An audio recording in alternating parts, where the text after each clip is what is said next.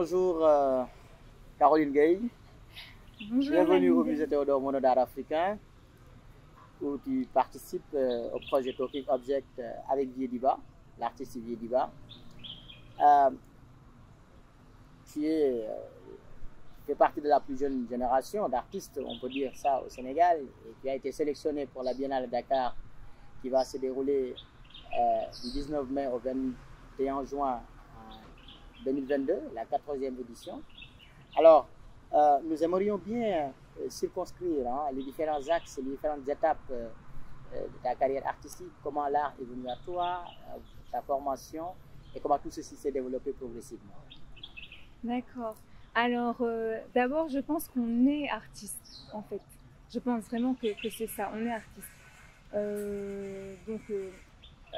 J'ai pratiqué, comme j'ai entendu Viediba tout à l'heure dire que tout le monde pratique l'art en étant enfant, que ça fait partie du développement. Oui, certes. Donc j'ai eu le même développement que tout le monde dans ce cas-là, avec cette pratique artistique. Et en quatrième, on a les premiers cours de physique. Et il se trouve que j'ai adoré la physique. Et donc, je commençais à avoir ces rêves de ce qui se passe au-delà. J'étais curieuse. Et la physique apporte ses réponses.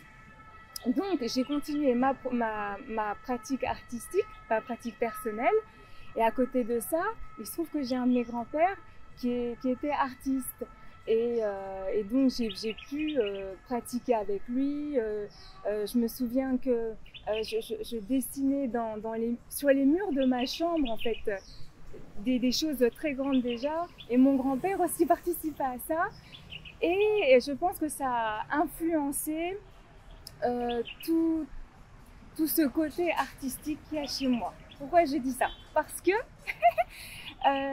il se trouve qu'au moment du bac, on doit choisir ce qu'on veut faire plus tard, sa spécialisation pour les études supérieures. Donc il fallait que je fasse un choix. Et là, dilemme, art ou sciences.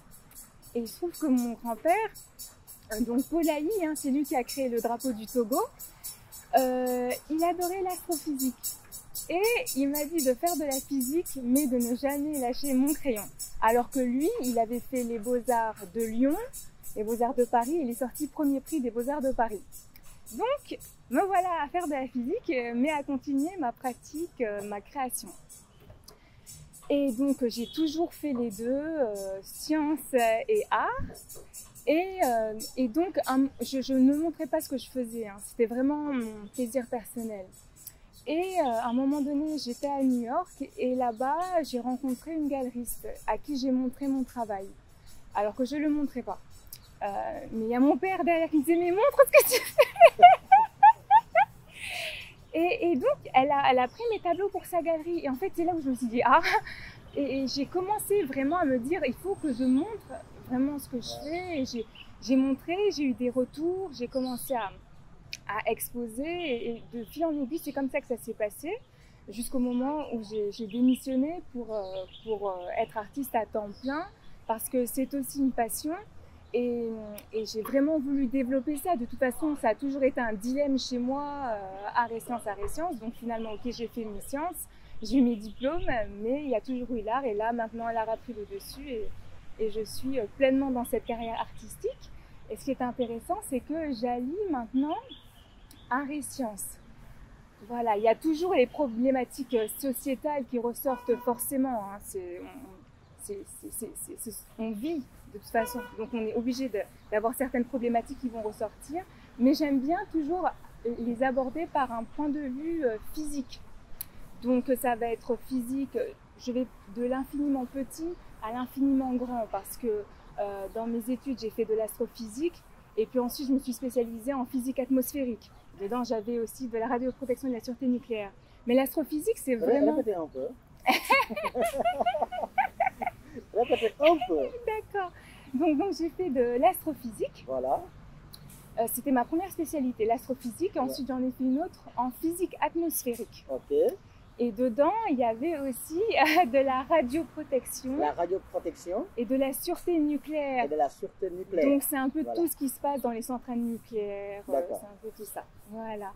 Et l'astrophysique, j'ai j'ai vraiment un profond intérêt pour cette matière parce qu'il y a tellement de choses qu'on ne connaît pas. Il y a tellement de choses à découvrir et c'est juste fascinant lorsqu'on s'intéresse à ce qu'il y a au-dessus de nos têtes, au-dessus du ciel. Il y a un monde mais incroyable, infini et c'est juste passionnant. Donc je m'intéresse beaucoup à ça. Dans mon cursus, évidemment, j'ai dû faire de la mécanique quantique, c'est obligé. Et donc j'allie tout ce qui est mécanique quantique et astrophysique. Donc ça veut dire que j'allie tout ce qui est infiniment petit à l'infiniment grand. Donc tout ce qui est mécanique quantique, en fait, c'est de la physique appliquée à l'échelle microscopique, à tout ce qui est petit. C'est un type de physique qu'on applique à ce qui est très petit. Et la relativité générale, c'est un type de physique qu'on applique à tout ce qui est très grand. Et maintenant, les sujets de recherche en ce moment, c'est de trouver un type de physique qui pourrait s'appliquer aux deux, c'est-à-dire à la fois à l'infiniment petit et à la fois à l'infiniment grand, ce qui nous amènerait à une théorie du tout.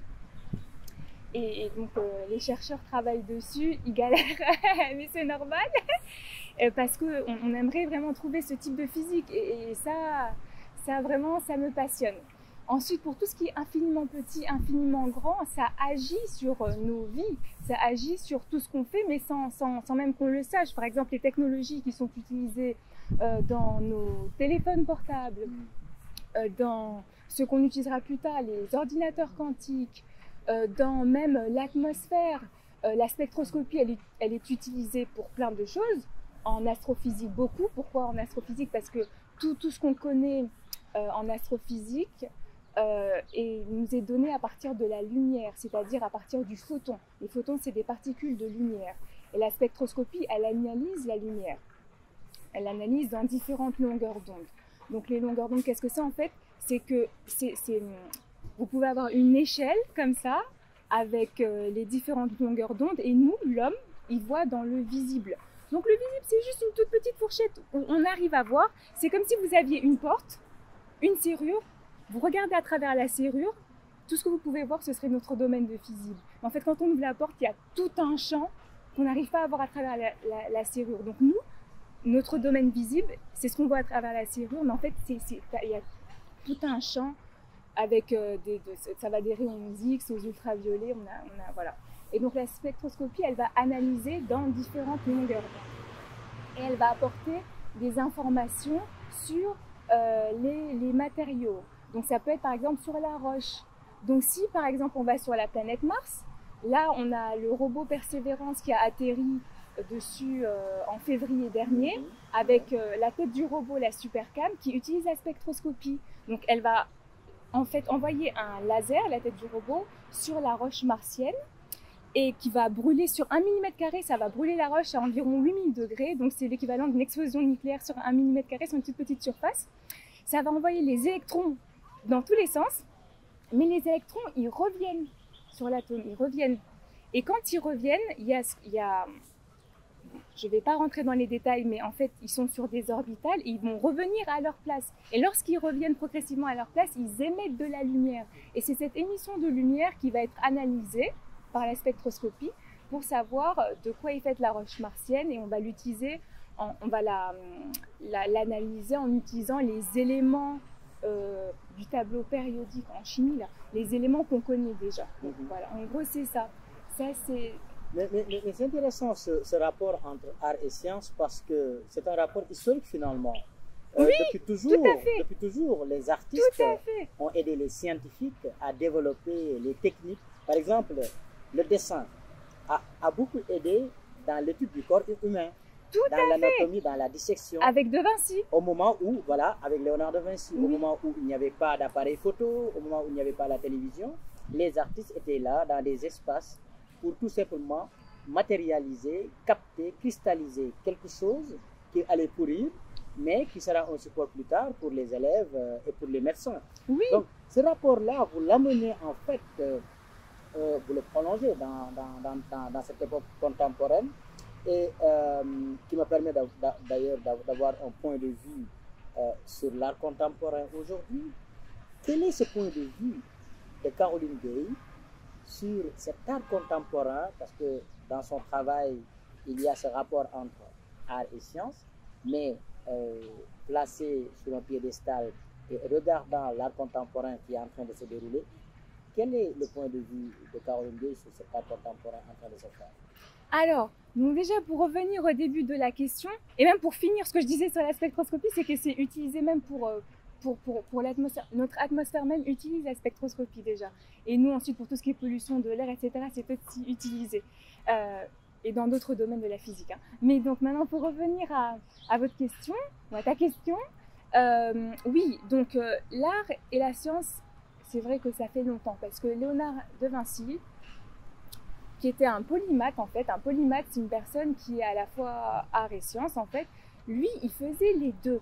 Il faisait les deux. Et ensuite, au XVIIIe siècle, il y a eu la séparation des universités où ils ont décidé de mettre science d'un côté, art d'un côté, etc. Et en fait, il se trouve que maintenant, je crois que ça a commencé aux États-Unis, ça continue au Canada, ça vient petit à petit en France et ça se développe un peu partout. Il y a ce rapprochement entre l'art et la science. Et c'est vrai que pour la photographie, effectivement, avant, pourquoi Picasso a complètement changé de style? Parce qu'il faisait des portraits et la photographie a pris son job en quelque sorte. Donc il a complètement changé sa façon de faire. Donc c'est vrai qu'il y a ce rapport-là entre art et science. Maintenant, sur l'art contemporain, au Sénégal, dont je fais partie, je trouve que c'est foisonnant. Il y a beaucoup de choses. Il y a beaucoup d'artistes talentueux. J'aime le travail de beaucoup, enfin je peux les citer, Babacar Diouf, ce qu'il fait c'est très bien, c'est très intéressant. Oui, Babacar Diouf, les Arrêt Bénor aussi, Bassène c'est intéressant. Barkina Bokoum, j'adore ce qu'il fait et j'aime beaucoup sa personnalité aussi. On a plein d'artistes talentueux qui sont dans leur temps, qui font passer leur message, qui ont leur technique. Et ça bouge réellement et on voit une certaine sensibilité dans notre art sénégalais parce que quand on voit même l'artisanat, il est raffiné, il y a vraiment quelque chose quand on voit l'art sénégalais, hein, c'est vraiment, il y a quelque chose de très particulier. Et après, c'est développé différemment d'une façon artistique avec toute la démarche, les concepts, les processus qu'il peut y avoir derrière cette façon artistique. Donc c'est vraiment un art qui bouge et qui évolue beaucoup. Après, je vois le travail de Vieux Diba. Son travail, je le connais depuis longtemps parce que moi, je suis née ici, je suis née à Dakar. J'ai grandi à Dakar. C'est seulement après que je suis partie pour faire mes études supérieures. Donc, j'ai eu la chance de pouvoir aller faire en France. J'ai une bourse pour aller aux États-Unis. Ensuite, je suis partie en Chine. Je travaille tout le temps. Hein. C'est beaucoup de travail, tout ça. Hein. Et donc, son travail à Vieux-Diba, j'aimais beaucoup son travail. J'ai toujours aimé. Et c'est vrai qu'il y a cette force-là, et puis ça doit venir de son caractère, quoi. Il n'a pas peur. Il fait ce qu'il veut. Ça j'aime beaucoup. Et je trouve que ça ressort dans son travail. Et j'ai beaucoup aimé quand je suis revenue à Dakar, et que là, j'étais artiste, j'étais à fond dedans. Je respecte beaucoup ce monsieur, je respecte beaucoup son travail. Donc, je suis allée le voir aussi. En tant que jeune artiste, et là, on va voir nos pairs parce qu'on apprend beaucoup et je pense qu'il faut être très humble là-dessus, quoi. On vient de débarquer. Bon, enfin, il faut apprendre des aînés. Et donc, cette résidence faite avec lui, déjà, je suis honorée d'avoir été choisie, d'avoir Et on précise seulement que cette résidence, c'est dans le cadre du workshop Talking Object, le langage des objets, donc où Vieux-Diba crée une œuvre et où tu dialogues avec son œuvre et avec lui également. Oui. Mais en fait, dans ta pratique, quels sont les éléments que tu peux déceler comme étant des éléments ou bien une personnalité artistique qui serait proche de celle de Vieux-Diba ou même de sa pratique? Alors lui, déjà, la matière est très importante pour lui. Et donc, quand il dit matière, je pense matière en physique, c'est quoi? C'est des atomes, et puis après, quand on creuse, on voit que c'est plein de petits éléments, etc. Donc, je vais penser au côté physique de la matière. Et ensuite, il développe 4 axes, les 4 axes dont il parlait tout à l'heure. Et là, dans le cadre de Talking Objects, il y a il joue un rôle de médiateur en fait entre les œuvres qu'il a choisies du musée Théodore Monod et l'œuvre qu'il a construite, qu'il a réalisée. Et pourquoi il a fait ça?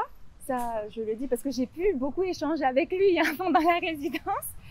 C'est que ces objets tombent dans la désuétude et il ne veut pas. Et pour lui, l'artiste est vraiment un médiateur.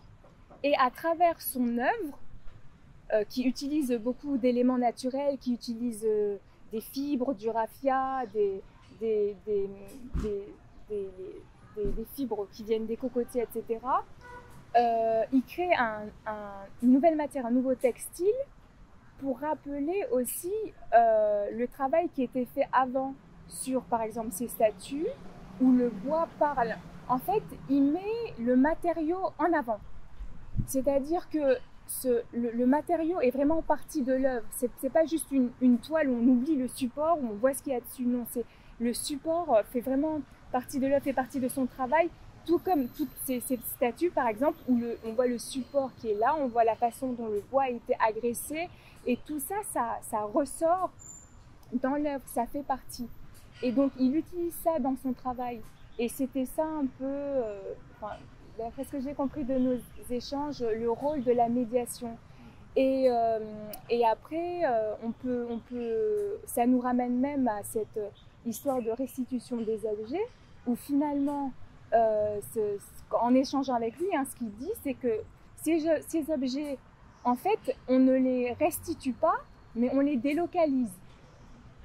Parce qu'ils sont dans des musées à l'étranger derrière des vitres, on les ramène en Afrique dans des musées derrière des vitres. Donc il dit, en fait, on délocalise, on ne restitue pas, parce que ces œuvres, où est-ce qu'elles ont été trouvées? Elles ont été trouvées dans des greniers, chez des gens, pillées, etc. Mais elles avaient un autre usage avant. Ce n'étaient pas des œuvres muséales. Et donc, il parle de cette histoire de restitution et qu'on ne peut pas restituer maintenant parce qu'on sait que ces œuvres ont de la valeur. En fait, ce serait sûrement un retour à l'envoyeur parce qu'elles seraient revendues. Mais donc, il y a toute cette problématique-là qui est très intéressante, en fait, et ça fait partie du message qu'il retransmet, qu'il retranscrit dans son œuvre. Et également, il y a ce qu'il disait que Ah oui, il parlait de modernisation et de développement parce que, comme il disait tout à l'heure, l'artiste, il fait passer des messages. Bon, il a utilisé le mot politique. Oui, moi je dirais plutôt sur sa société qu'il analyse. Et pourquoi il parle de modernisation et de développement?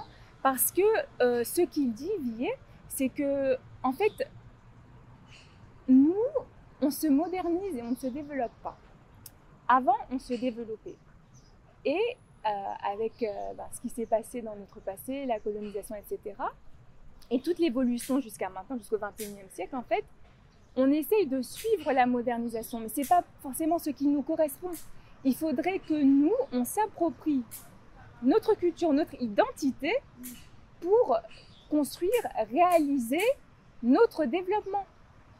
Et donc j'ai parlé de la Chine, par exemple, avec lui, et puis il dit oui, la Chine, c'est ça. Elle se modernise, elle se développe, mais en intégrant vraiment sa culture dedans. Ouais. Voilà. Et son œuvre aussi, ça représente ce discours-là aussi. Donc c'est pour ça que c'était vraiment passionnant de travailler avec lui, de par l'expérience qu'il a. C'est un de nos grands artistes ici au Sénégal, avec tout ce qu'il a fait à l'international, et vraiment de pouvoir échanger avec lui. C'est un peu être avec une encyclopédie pendant une résidence. C'était vraiment génial. Mais j'ai adoré, j'ai appris plein de choses et aussi sur son travail là. Ah oui, parce que tout son travail est concentré sur les détails. Donc il est parti du cache-texte en fait qu'il a choisi comme œuvre. Ça, ainsi que les bâtons qui sont en fait le mot m'échappe, des traverses de lit. Et il part des détails, c'est extrêmement important pour lui. C'est pour ça que pour ces détails, comment j'ai pu participer? J'ai utilisé en fait un smartphone et une loupe pour avoir une vue microscopique des détails. Pourquoi? Parce qu'en fait, lorsqu'on utilise un smartphone pour prendre des photos et qu'on zoome beaucoup et qu'on le met proche de ce qu'on veut filmer et avoir des détails, de gros détails, on n'y arrive pas. C'est flou. Alors que lorsqu'on rajoute une loupe avec et qu'on zoome, ça donne un effet microscopique. C'est vraiment, donc c'est ce que j'ai utilisé. Et on a pris plein de photos de détails.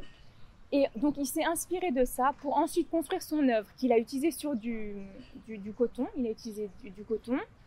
Et dedans, il a mis toutes ces fibres, il les a agencées. Et c'est ensuite, il a utilisé tous les détails de ces fibres-là pour les rebroder sur le support. Donc en fait, c'est vraiment, il a appelé ça une matière, une nouvelle matière. Il faudrait que je me remémore, mais c'était en gros, il recrée une matière en s'inspirant d'œuvres anciennes, mais également de son propre travail, de son propre processus. Parce que les détails qui sont brodés ensuite sur son travail, ce n'est pas les détails dont il s'est inspiré initialement, c'est vraiment ceux de son travail. Et c'est pourquoi la question de la médiation est importante ici. Oui, c'est pourquoi c'est extrêmement important. Parce que en fait, il y a une question identitaire qui est forte dans son travail. L'utilisation de tous ces matériaux naturels, il a fait venir du raffia de Casamance, qu'il a mouillé, etc. C'est vraiment un retour dans notre identité, dans notre culture. Et d'ailleurs, il a même parlé de l'impact de la Covid.